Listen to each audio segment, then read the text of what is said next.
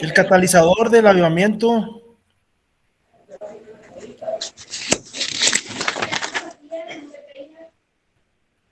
¿Fue Seymour o quién? William Seymour. No se dejen, hermanos, no se dejen.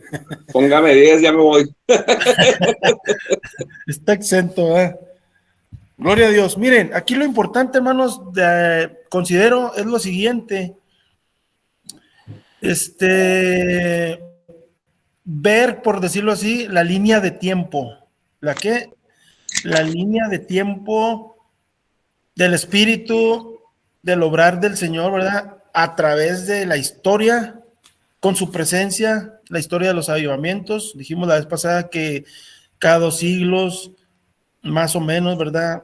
Excepto, usted sabe que hubo un tiempo en la Edad Media donde la mayoría de las cosas estuvieron apagadas, y de todas maneras así la historia dice que hubo un remanente, los valdenses, el pietismo, algunas manifestaciones de la presencia de Dios, grupitos aislados, lo que se le llama un remanente.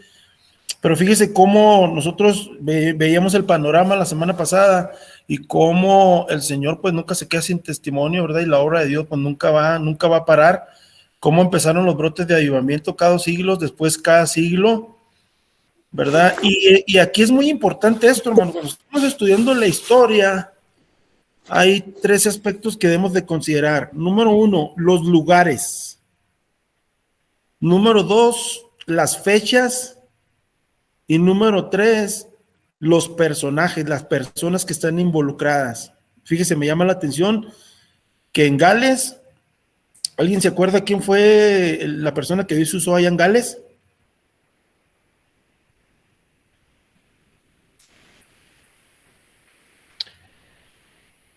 Evan Roberts. Por ejemplo, en Azusa, William Seymour. En Villaldama, Romana Carvajal, hermano. Romana Carvajal. En el 2023, ¿quién será?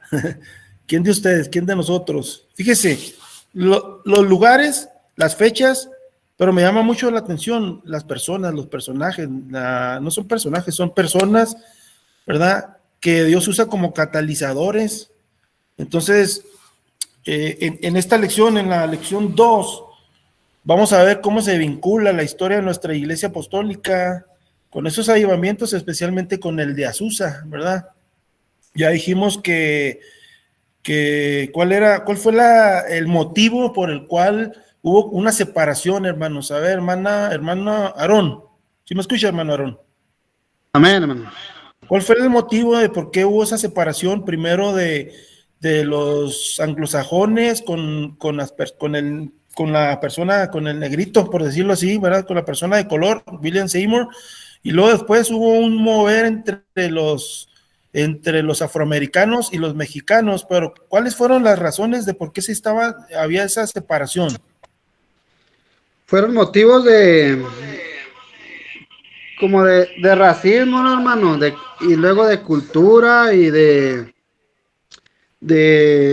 lo que viene siendo también pues relacionados con la fe. Amén, amén. Principalmente cosas que tienen que ver con racismo, razones teológicas, razones culturales, ¿verdad? Entonces Amén. ya se fueron separando, se fue formando, la historia dice que se fue formando un grupo ya, Spanish Mission se llamaba, de la fe, Misión de la Fe, como en español, algo así, y donde surge la obra del Señor siempre hay lugares, ¿verdad?, de adoración, templos. Entonces ahí se fue formando una congregación en la cual el hermano Genaro Valenzuela, pues era el pastor, dice la historia. A mí me llama la atención que muchas veces nosotros no estamos tan documentados, hermano, respecto a nuestra propia historia y las personas que Dios usó a través del tiempo también para formar. Ellos nunca pensaron que iban a formar una institución. No vino la hermana Romanita, voy a formar una iglesia. No, ella venía hasta el capítulo ese, hay 4 libros que ahorita se me olvidó traer, pero hay 4 libros que yo, al menos son los que tengo yo, debe de haber más, pero son 4 libros básicos de historia que sería bueno que tuviéramos. Por ejemplo, el primer libro que se escribió se llama 50 años de pentecostalismo en México, y lo escribió el hermano Maclovio Gagiola López. Entonces ahí se relatan los primeros 50 años de la historia.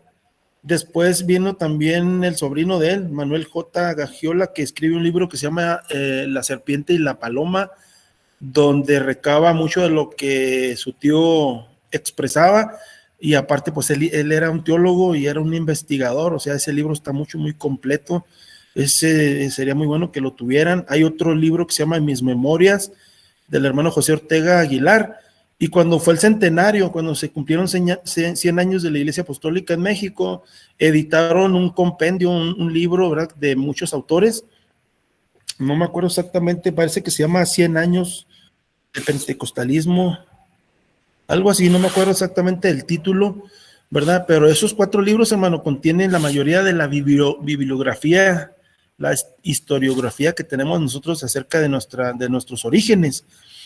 Entonces, en ese capítulo, Manuel J. Gagiola hasta le tituló Nacida del corazón de una mujer. Claro que pues ella nunca pensó que iba a formarse una denominación, ¿verdad? Por la pasión de ella, por ese sentir de venir a compartir simplemente esa fe apostólica, el conocimiento de la glosolalia, de hablar en lenguas, el bautismo en el nombre de Jesucristo, todo eso era lo que ella quería. Llegó a Aldama y ella es lo que quería compartir, ¿verdad? Hay como un fuego, hermanos, respecto a todo esto, que es importante saber y que no se pierda en nosotros. Hay como un cierto fuego. Mire, yo, por ejemplo, no voy a decir que me vine impregnado de ese avivamiento, o a lo mejor sí, pero porque ya fue hace recientemente, hace como 25 años que yo me bauticé en el 95, el 28 de mayo del 95, y a los 4 meses me fui a vivir allá a Los Ángeles, y pues curiosamente yo andaba buscando una iglesia y encontré una iglesia en Azusa, y ahí pues yo me sentía como que andaba allá en aquellos tiempos, ¿verdad? Es una iglesia, ahorita es una iglesia pequeña, pero esos moveres dejan algo especial, hermano, ¿verdad? En la gente, en los lugares incluso, pero sobre todo en la gente. Entonces es algo que nosotros debemos de retomar. Somos una iglesia pentecostal. Habíamos visto la semana pasada la diferencia entre el pentecostalismo moderno o clásico y el neopentecostalismo. Entonces los dos tienen cosas buenas, y más que excluirse, deberían de complementarse y tomar, como dice la palabra de Dios, ¿verdad? Escudriñarlo todo y retener lo bueno. Entonces ella llegó con ese fuego. Básicamente dice la historia que quería evangelizar a sus sobrinos, y ahí es donde empiezan, ahí en Aldama, hermanos, es donde empieza a surgir los personajes, las personas, los catalizadores mexicanos que le dieron forma a nuestra amada Iglesia Apostólica. En esa, ¿cuál es nuestra fecha, hermanos, registrada como inicio de nuestra Iglesia Apostólica?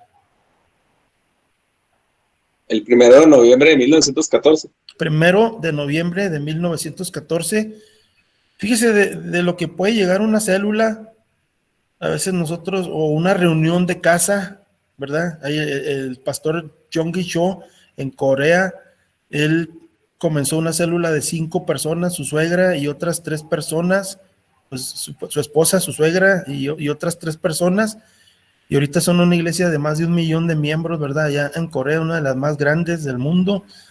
Y ahí eran 12 personas, dice la historia. Eran básicamente, me imagino que estaba la hermana de la hermana Romanita, se llamaba Nicolasa Carvajal, y el sobrino que conocemos por la historia, Miguel García. Dice la Biblia, dice la historia, que todos ellos recibieron el fuego del Espíritu, ¿verdad? Y precisamente fue esa manifestación. Para mí, yo siempre me lo he considerado como un mini aposento, como un mini, o un avivamiento, pues un brote de avivamiento, simbólico, significativo para mí, ¿verdad? Allá en el aposento fueron 120 personas, aquí en el Dama fueron 12 personas. Y Miguel García fue uno de los primeros que empezaron ahí a destacar, porque la hermana Romanita, dicho sea de paso, algo que suma mucho al ministerio de la mujer en nuestra iglesia, que por mucho tiempo a lo mejor fue un poquito suprimido, un poquito detenido, pero pues baste con leer nuestra historia y saber que fue una mujer precisamente, que a lo mejor nuestros historiadores no recogen todo. Eso hasta en la Biblia pasa, hermanos, está un poquito editada para acomodar las cosas, de tal manera que en la Biblia pues como que la preeminencia es de los hombres y cosas así, pero yo en lo poquito que he investigado, yo puedo decir así, casi como quien dice abiertamente, que pues ¿quién era la que predicaba? ¿Quién era la que predicaba? ¿Quién era la que oraba por los enfermos? Ella estaba yendo y viniendo a Los Ángeles, ¿verdad? Y gracias a Dios que su esposo le daba permiso, pero ella, pudiéramos diferenciar, ¿verdad? Como en una reforma a la Constitución que se hizo, que los hombres predican y las mujeres proclaman. Bueno, ¿quién compartía la palabra de Dios? ¿Quién proclamaba? ¿Quién predicaba así con esas palabras? ¿Quién oraba por los enfermos? De aquel grupito de 12, si alguien se endemoniaba o si había visitas, ¿quién los liberaba? La hermana Romanita tocaba la mandolina y cantaba. Dice la historia que ella visitaba, no sé si recuerden el grupo de iglesias tradicionales que había en aquel entorno. ¿Cuál es también el marco geopolítico que nosotros tenemos respecto a lo que pasó en la USA y lo que pasó en México? Bueno, en Estados Unidos también por eso hubo como un regreso masivo de braceros, de trabajadores en todos los países. México no es la excepción, o sea, muchos braceros regresaron porque allá estaba desarrollándose una depresión en Estados Unidos, entonces las cosas no estaban fáciles.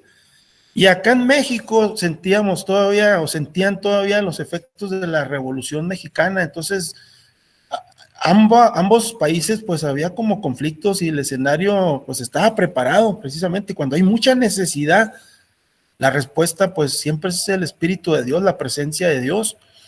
Y ella predicaba, ella cantaba, ella oraba por los enfermos, no nos quede la menor duda, ¿verdad?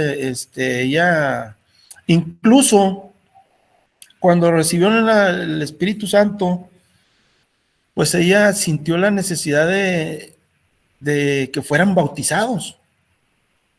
A mí me llama la atención también ese elemento que hubo en ella de sencillez, de humildad, ¿verdad? No había ministros, no había pastores, pues ella podría haber dicho, bueno, pues los bautizo yo, ¿verdad? Pero no, ella empezó a pensar, ¿cómo le vamos a hacer aquí para bautizarlos? Entonces, el primer pastor que estuvo, vaya la redundancia, pastoreando la congregación de Idi Aldama, Rubén Ortega, él ya era pastor de la iglesia congregacional.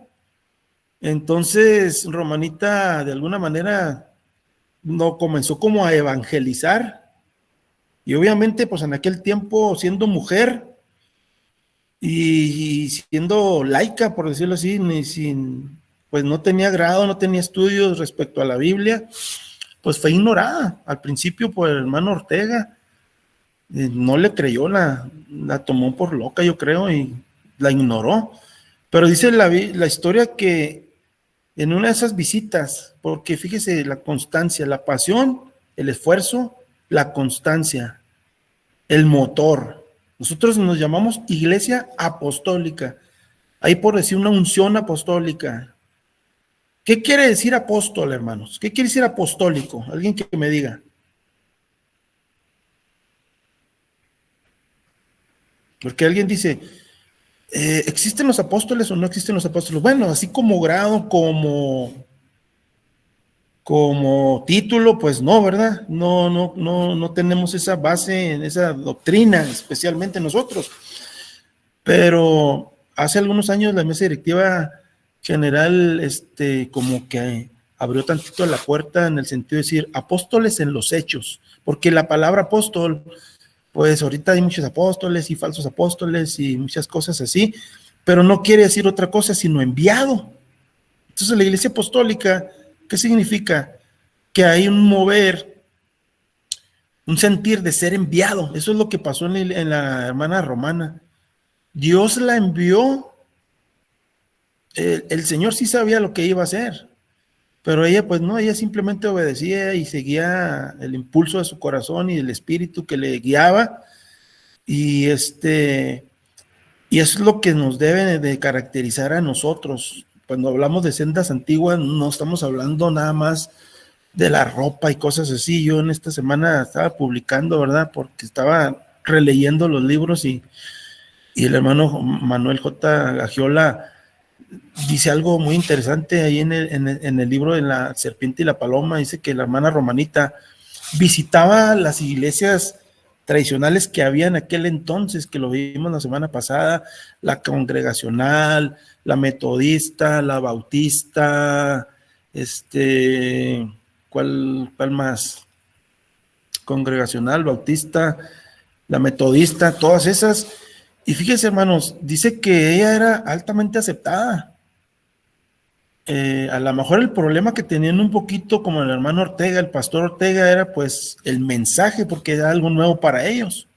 Recuerden que dijimos que una iglesia donde no está el espíritu es una iglesia tranquilita, así donde no hagan ruido, que no digan gloria a Dios, que no se caigan, que no lloren, que todo, que no se haga un desorden, ¿verdad? En Hechos capítulo 2, muchos estaban maravillados, estaban atónitos y veían un completo desorden, supuestamente, y Pedro les tuvo que decir, oigan, esto que ustedes están oyendo y viendo, la manifestación del Espíritu, se oye y se ve, es ruidosa.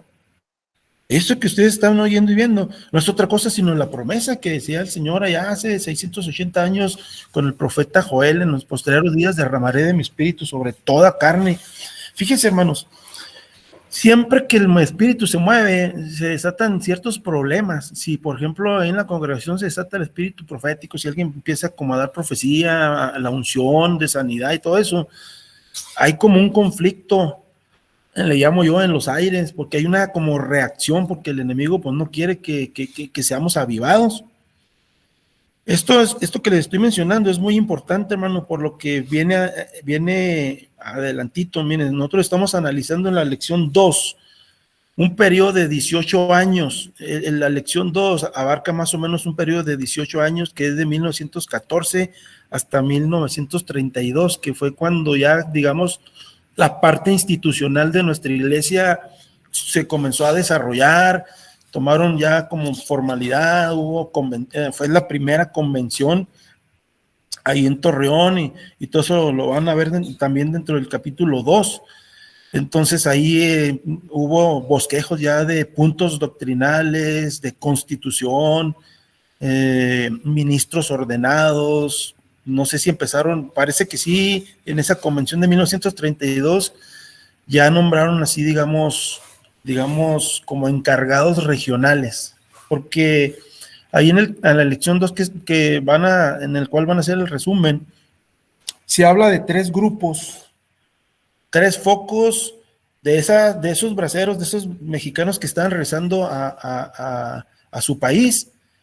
Empezaron a formarse a brotar esos avivamientos de manera como aislada, entre ellos no se conocían todavía, pero esos 3 zonas geográficas finalmente se unieron para comenzar a formalizar lo que es nuestra iglesia. Entonces, ¿cómo debe de haber también, hermano? Libertad para el espíritu, pero debe de haber también un elemento equilibrante, que en este caso pues es precisamente el mismo Espíritu de Dios, pero aparte la palabra de nuestro Señor Jesucristo, la Biblia. Porque fíjense, en el hermano García, en Miguel García, él se constituyó como uno de los personajes principales en el área que corresponde a Torreón, Coahuila. y se movía entre Torreón, Coahuila y Gómez Palacio, Durango. Si relacionamos áreas geográficas con los personajes, pues en Azusa, William Seymour, en Villa Aldama, la hermana Romanita, en Torreón ya es Miguel García, en Chihuahua el primer pastor Rubén Ortega, que pastoreaba una pequeña congregación en la ciudad de Chihuahua, pero también atendía, él como que pastoreaba dos iglesias, una en Aldama y otra en Chihuahua.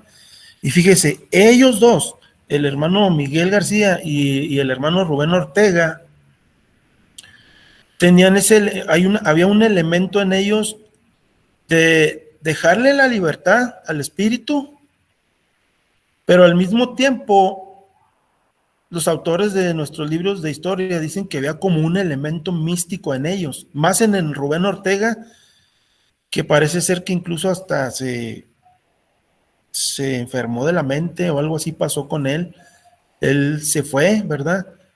Ya no sabemos exactamente qué pasó con él, pero al último como que se trastornó. Y hay una línea delgada, hermanos, entre el mover del espíritu y cosas místicas, cosas que no deben de entrar a la iglesia.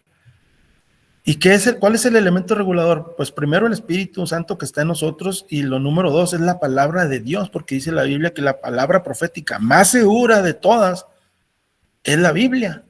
Amén.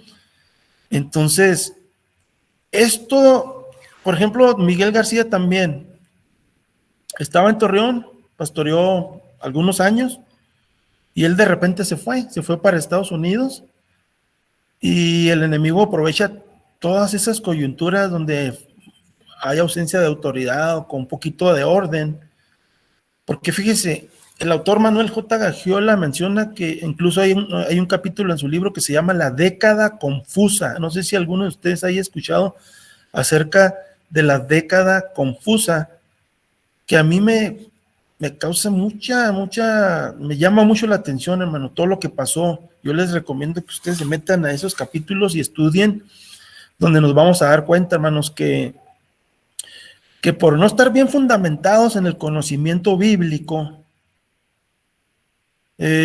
por no tener una estructura, claro que no tenía una estructura porque apenas era una iglesia incipiente, todavía no tenía, ni siquiera se llamaba Iglesia Apostólica de la Fe en Cristo Jesús. El primer nombre de nuestra iglesia apostólica aquí en México fue Asamblea Apostólica, y ahorita les voy a decir por qué. Pero antes de que se llamara Asamblea Apostólica, se tuvo varios nombres, porque el hermano Miguel García, cuando se fue a Estados Unidos, les dijo, pues ya me voy, y ahí que el Espíritu les indique a ver quién va a ser el siguiente pastor. Imagínense un cambio pastoral así en nuestros días, hermanos. Pues ahí nos vemos, y ahí que el Espíritu les diga qué hacer. Entonces, sucedió eso dice la historia que entraron personajes raros. Mucho de lo que marcó en el pasado, extremismos, fanatismos relativos a la disciplina, relativos incluso a las desviaciones de la doctrina, no son cosas originales de la Iglesia Apostólica de la Fe en Cristo Jesús, no son una beta que viene de Azusa, mucho menos de allá de Hechos capítulo 2.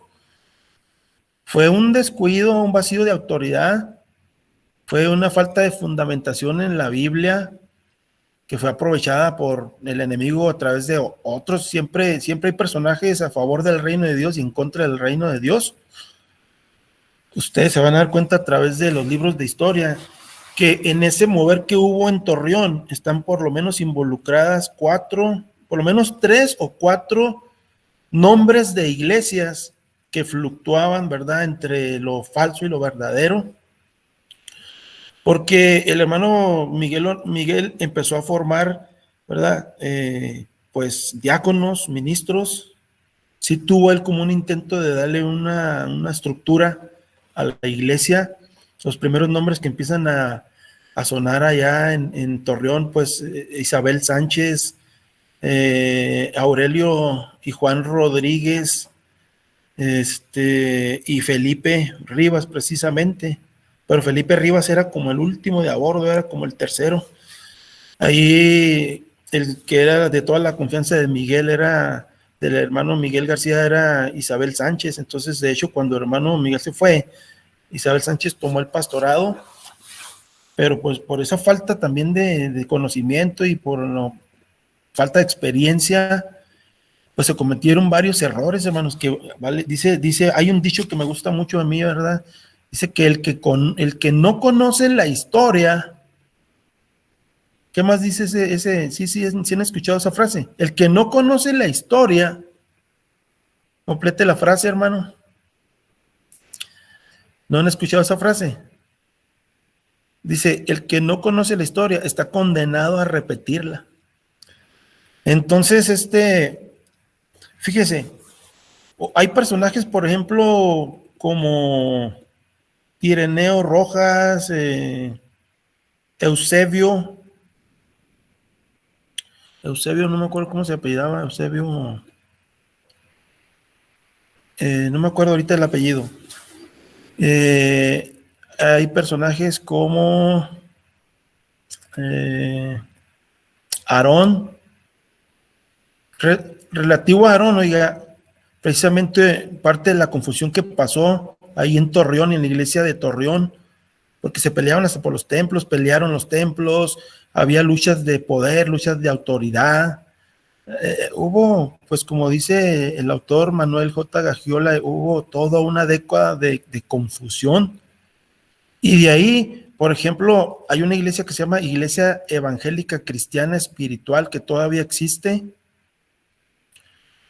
porque los personajes y las personas que se estaban ahí, por ejemplo, en esa lucha de poderes, ya no era tanto una obra del Espíritu, ya no era tampoco una revelación de la palabra de Dios ni nada, sino ahí como que buscaban la preeminencia. Y de ahí, por ejemplo, compartimos la historia con la luz del mundo. A mí me ha interesado, me gustaría tener libros de historia. Hay un libro de historia de la Iglesia Evangélica Cristiana Espiritual. Hay un libro de historia de la Iglesia La Luz del Mundo, ¿verdad?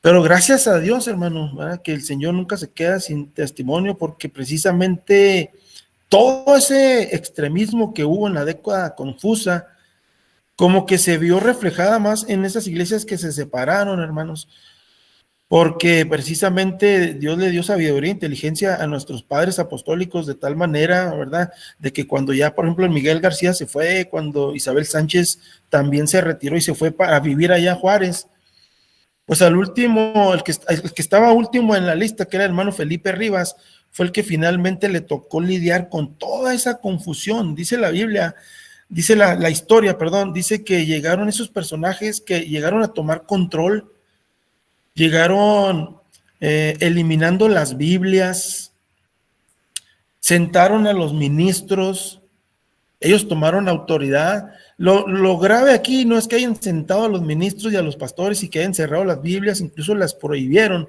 Aquí lo grave es que las autoridades lo permitieron. Porque 10 años de nuestra historia, hermanos, es bastante. Y todos esos conflictos duraron tanto que hasta que en Estados Unidos la Asamblea Apostólica de la Fe en Cristo Jesús ya tenía más de 15 años por allá, ya estaba formulada, ya tenían obispo presidente. El primer obispo presidente de la Asamblea Apostólica en Estados Unidos fue Francisco Llorente, y el segundo obispo presidente en Estados Unidos fue el hermano Castañeda Nava. Entonces, cuando ya de plano, ya el hermano Felipe Rivas ya no hallaba ni qué hacer, por decirlo así, tuvo a bien precisamente pedirle ayuda al hermano Castañeda Nava.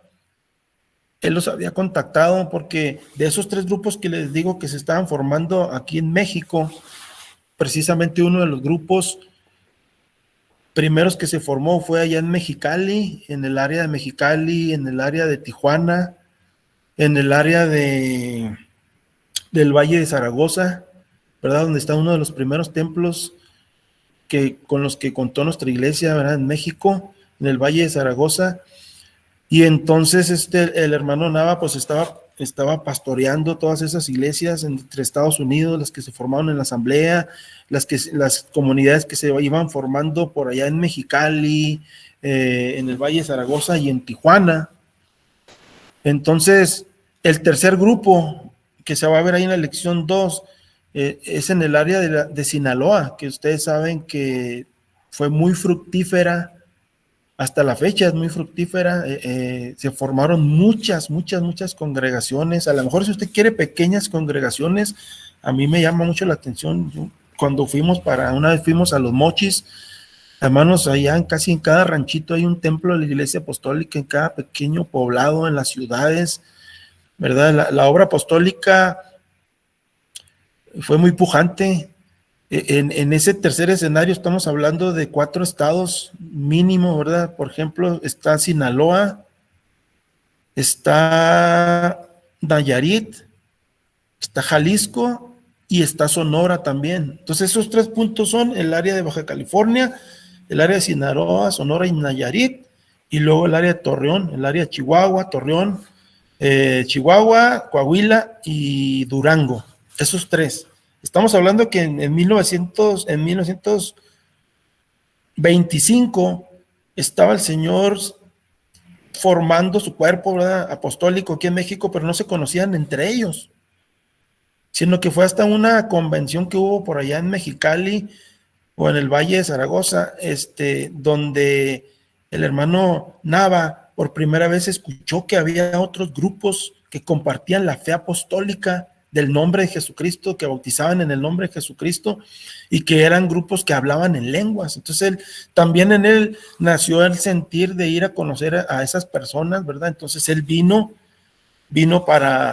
le tocó precisamente visitar el área de Torreón cuando el conflicto del extremismo, del fanatismo, del control exagerado, estas personas que vinieron de fuera, prohibieron todo, hermano. Era un extremismo tremendo en cuanto a la ropa. Prohibían, por ejemplo, la brillantina, prohibían el béisbol, ordenaron que tenían que usar las faldas hasta el suelo, los cuellos largos, las mangas largas. Eso contrasta mucho con el comentario que hace nuestro hermano Manuel J. Gagiolo en su libro, porque dice que la hermana Romanita, que es contemporánea de ellos y que ella pues digamos que estuvo yendo y viniendo y a lo mejor para 1925 pues ella ya no regresó o ya no está registrado tanto en la historia o a lo mejor ya hasta había fallecido. Pero dice el autor Gagiola que ella era una mujer muy distinguida. Me llamó tanto la atención que hasta lo publiqué, que dice que ella andaba siempre vestida a la última moda. Imagínense a la hermana Romanita vestida a la última moda, obviamente de aquellos tiempos, ¿verdad? Pero entonces lo que yo saco de conclusión es que todo ese extremismo, todas esas exageraciones en disciplina, que la disciplina sí es buena, no estoy en contra de la disciplina, de hecho, pues como ministro ordenado de Dios, levanté mi mano y dije, estoy de acuerdo en cumplir y hacer cumplir. Lo que no debemos de estar de acuerdo en nadie, hermano, es en los extremismos, ni en ese tipo de profetismo que se utiliza para tener un cargo, para controlar a la iglesia, ¿verdad? Un falso profeta, si por él fuera, quiere controlar hasta el pastor, hasta el obispo, si se deja, ¿verdad? Entonces, todo eso que está en la década confusa, hermanos, es lo que entró. El hermano Ortega Aguilar en su libro de mis memorias, ya lo escribe como en 1967, 70, por allá, y él pide perdón, hermanos. Dice, de la primera mesa directiva que se formó en 1932, el obispo presidente, el primer obispo presidente que tuvimos aquí en la Iglesia de México, que todavía se llamaba Asamblea Apostólica de la Fe en Cristo Jesús, fue el hermano Felipe Rivas, precisamente, primer pastor general le llamaban en aquel entonces, y el secretario era precisamente José Ortega Aguilar, el que escribe el libro. O sea, él está escribiendo la historia desde adentro. Se me figura como Frank Bartleman, el escritor que vivió desde adentro del avivamiento de Azusa y que escribe un libro que se llama Azusa Street. Imagínense ese libro escrito por el autor y que él sea testigo presencial de lo que cotidianamente pasaba en Azusa. Bueno, el hermano Ortega le tocó estar en ambas organizaciones, ya más adelantito, cuando tomó el nombre de nuestra Iglesia Apostólica en México y la Asamblea Apostólica en Estados Unidos. Él se fue para Estados Unidos y él le tocó estar en la mesa directiva de Estados Unidos y en la mesa. Entonces él tiene un panorama, en el libro de mis memorias se ve un panorama general de ambas obras en Estados Unidos y en México, ¿verdad? Que es una muy buena fuente bibliográfica cuando queremos nosotros estudiar la historia. Entonces, pues prohibieron, estos fanáticos extremistas prohibieron entrar al templo, por ejemplo. Hay una anécdota chusca por ahí en el libro, tanto en el libro me parece que se lo toca Gagiola López, en el primer libro de los 50 años del pentecostalismo, en el que dice que se cambiaban los nombres, ya no te vas a llamar Eusebio, ahora te vas a llamar Aarón Joaquín, se apellida Eusebio Joaquín, que fue el primer apóstol o líder de la Iglesia La Luz del Mundo. Y ya no te vas a llamar tal, ahora te vas a llamar Moisés. Y dice que llegaban con unas batas largas que se dejaban crecer la barba y daban una apariencia como de mucha santidad, de mucho apartamiento, ¿verdad? Y cerraron las Biblias y ellos dijeron, no, aquí lo que el Espíritu hable, y el Espíritu va a hablar a través de nosotros, nada más. Y pues ahí están hasta los ministros y los pastores asustados, viendo a ver qué es lo que el Espíritu les decía a ellos a través de aquellos greñudos, ¿verdad?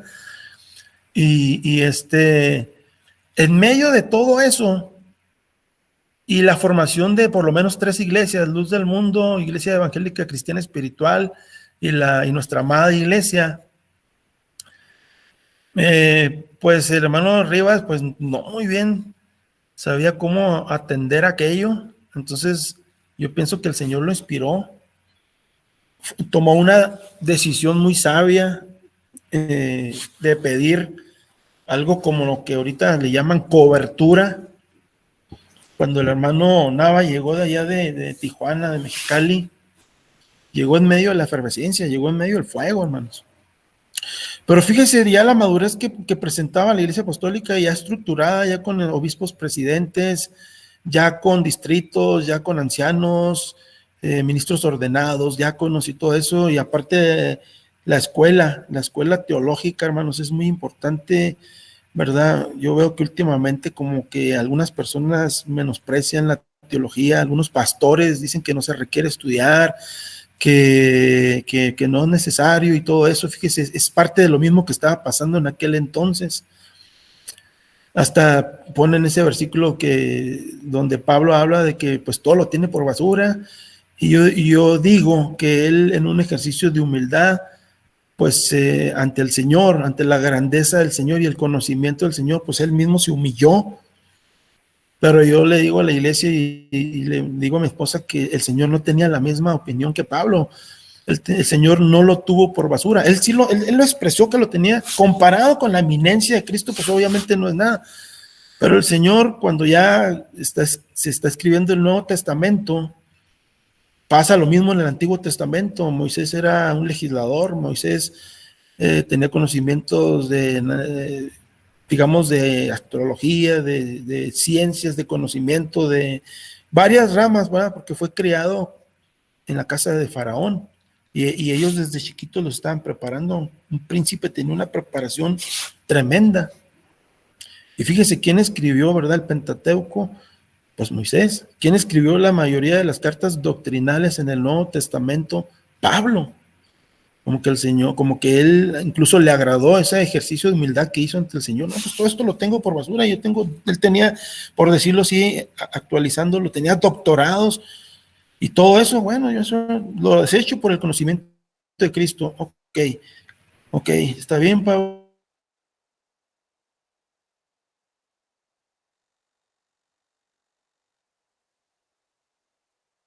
Entonces, qué importante estudiar la historia, qué importante estudiar la teología, no hacerlo nuestra rama principal, ¿verdad? Porque pues el espíritu, la pura letra mata, dice la Biblia, y el espíritu es el que vivifica.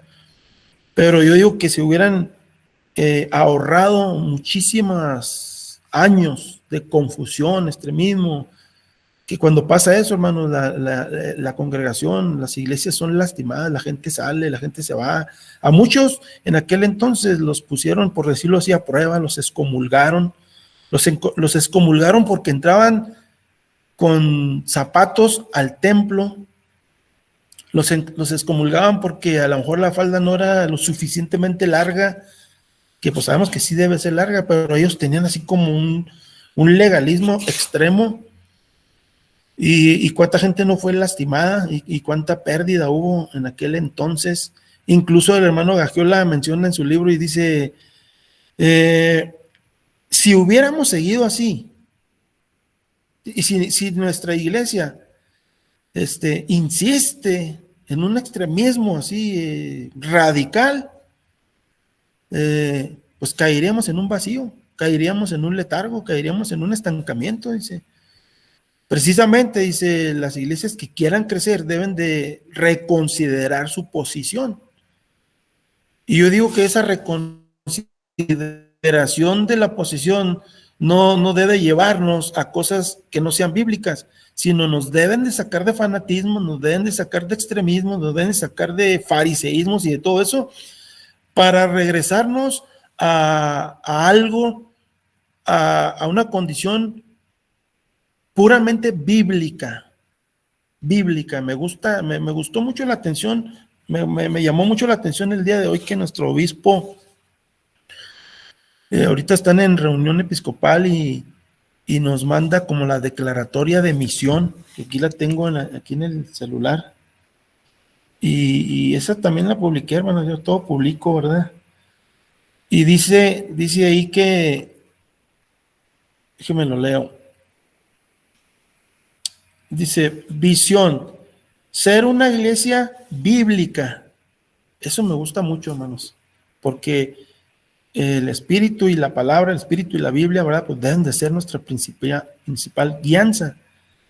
Ellos dicen, una iglesia bíblica, esta mesa directiva no dice, bíblica, pentecostal, sin olvidar nuestras raíces, sin olvidar nuestra identidad.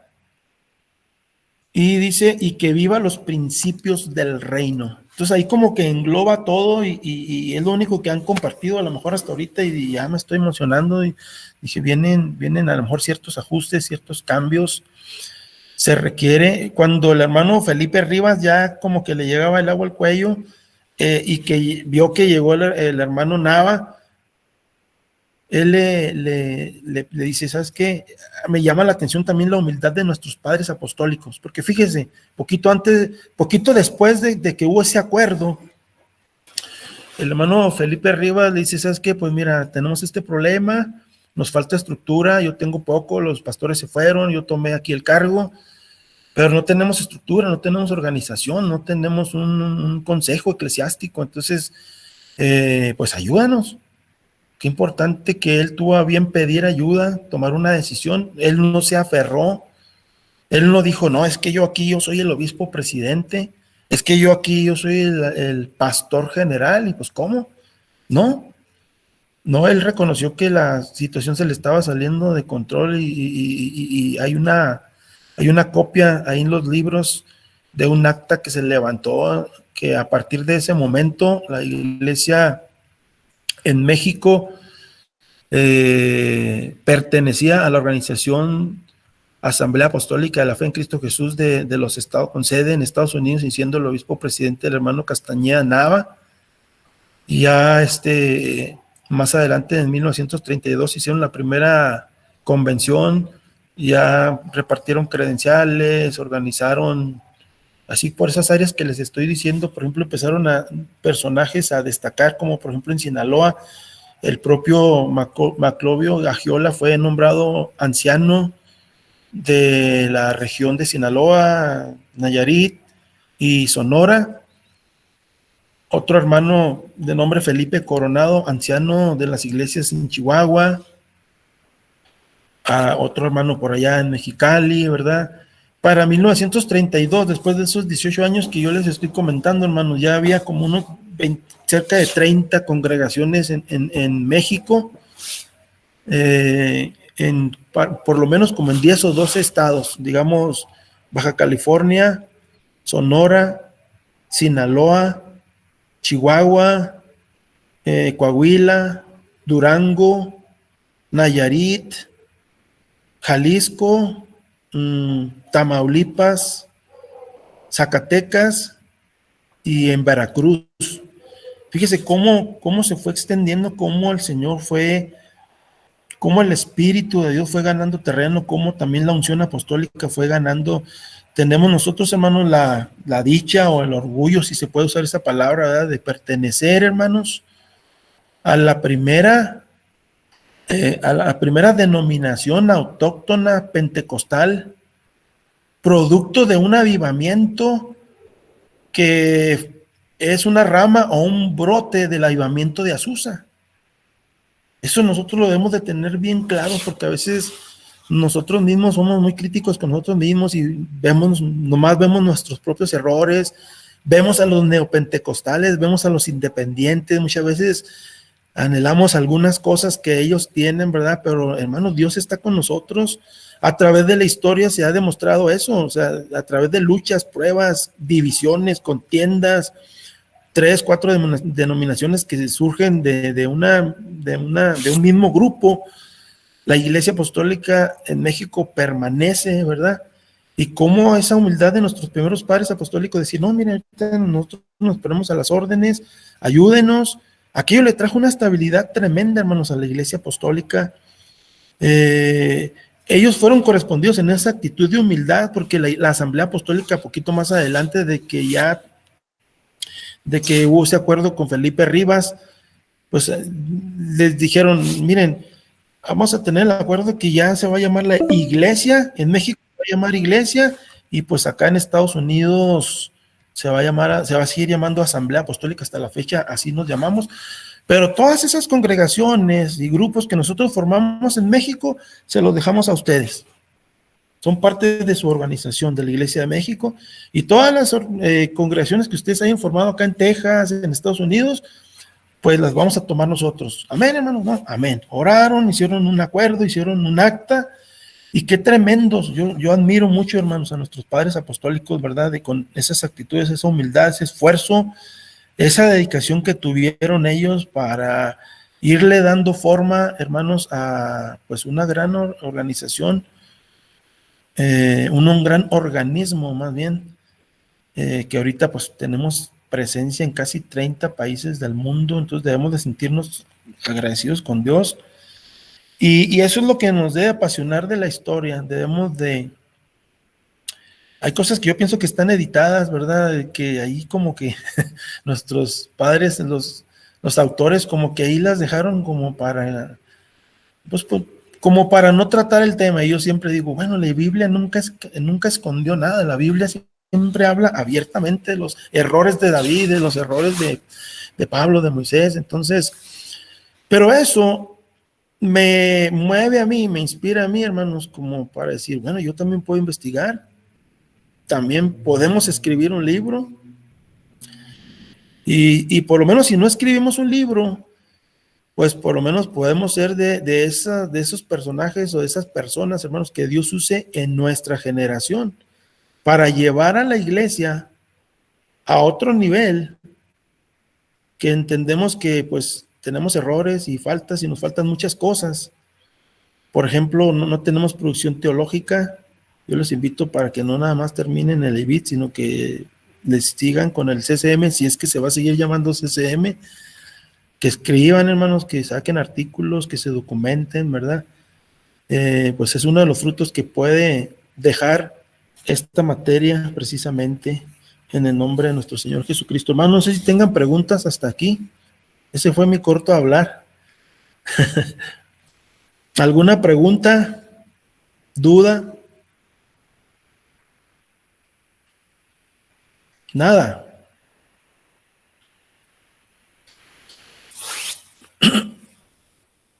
Miren,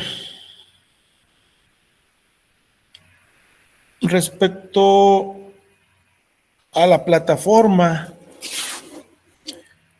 a las tareas, la tarea de la lección 2, por ejemplo, se las voy a simplificar, no sé si tengan algún problema con eso, hermanos.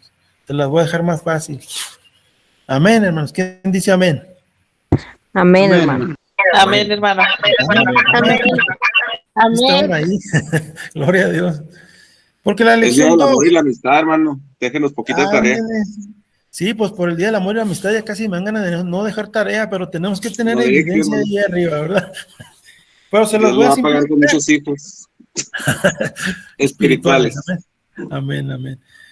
Entonces, hay una sección quinta ahí que no toqué yo a propósito ahorita. Entonces, el resumen que van a hacer de la lección 2 no va a ser porque son 13 hojas el documento, 13 páginas.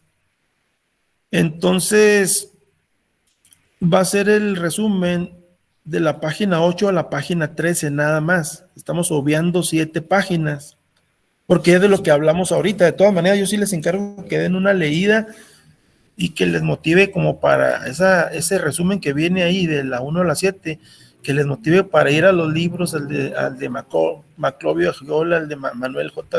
Agiola, al de José Ortega Aguilar, o al que se hizo en la edición de los 100 años. Y que revivamos esa historia, hermanos, y que comencemos a conocerla.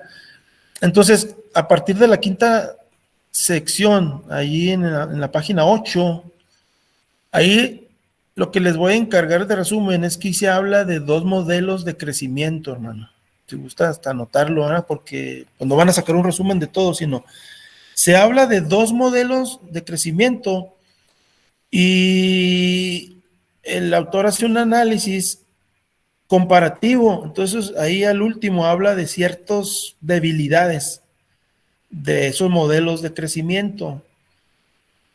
Y al último se mencionan 9 elementos que tanto las iglesias, por ejemplo, ahí se analiza el mover que hubo en Tijuana y en Mexicali, el que hubo en Sinaloa. Usted va a notar mucho la diferencia ahí, la forma como la manera como se fue formando la obra de Dios en Sinaloa y lo que se fue formando en Nayarit. Entonces, de eso es de lo que van a hacer el resumen nada más. 2 modelos de crecimiento que se presentan y luego como un comparativo, y de ahí se sacaron ciertas debilidades o ciertos errores de esos modelos. Y luego al final vienen 9 elementos, ¿verdad?, que utilizaban nuestros padres originales pues para evangelizar. ¿Por qué en Sinaloa, por ejemplo? Fue como un fenómeno, hermano.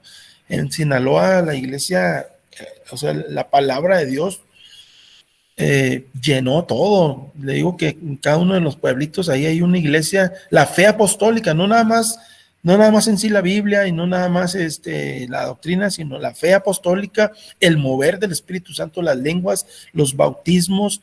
Incluso me parece que en estos días ha de ser uno de los distritos, porque hay como 2 distritos del Pacífico, en Guamuchil, no estoy completamente, no me acuerdo, pero ahí es donde hay mayor población de hermanos apostólicos, ¿verdad?, de toda la nación.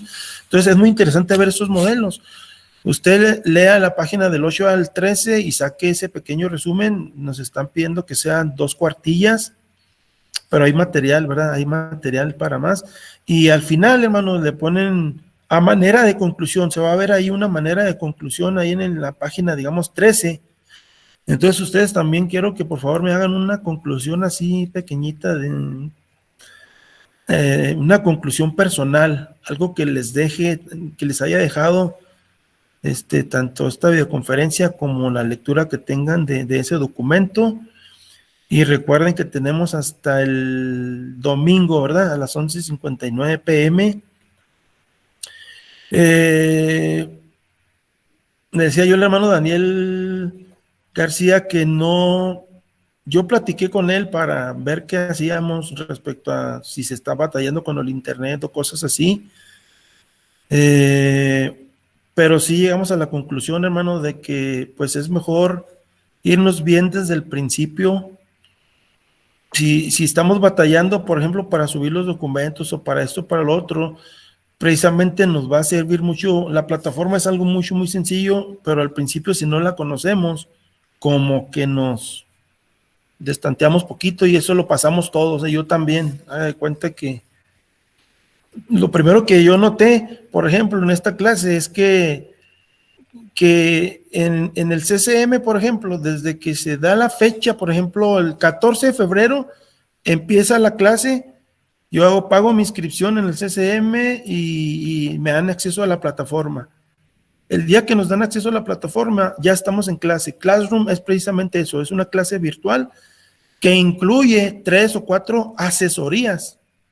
Entonces tengamos este concepto también de que estas videollamadas son asesorías para la clase que ya estamos tomando. Es como una clase autodidacta y virtual. Entonces métase en la plataforma, muévale, pregúnteme, pregúntele al hermano, ¿verdad? Familiarícese porque estamos hablando de cierto nivel del IBIT, pero vamos a seguir adelante y la mayoría de las materias pues van a ser, incluso el decano del TCM nos dijo en una capacitación que hubo para maestros en aquel entonces CREA, que aunque fuera virtual la clase, aunque fuera presencial la clase, que nos recomendaba mucho usar la plataforma en cada clase que damos nosotros de manera presencial. Pues ahí nos conectamos, ahí les doy acceso y todo eso, porque es mucho más fácil trabajar en la plataforma de Classroom, aunque sea presencial, y ahí estamos subiendo las tareas. ¿Por qué? Porque precisamente en Guadalajara quieren ver la evidencia. No es suficiente con que yo vea la evidencia, hermanos. Incluso si yo veo la evidencia en el WhatsApp o si me lo mandan por correo, pues la voy a ver ahí, pero los de Guadalajara no la van a ver. Entonces es mejor, yo los invito para que mejor vayamos metiéndonos poquito a poquito en la plataforma y despejar todas las dudas ahorita. Claro que hay casos, ¿verdad?, que de plano yo el día de ayer no tuve internet en todo el día, hasta las 11:30 de la noche, y ahí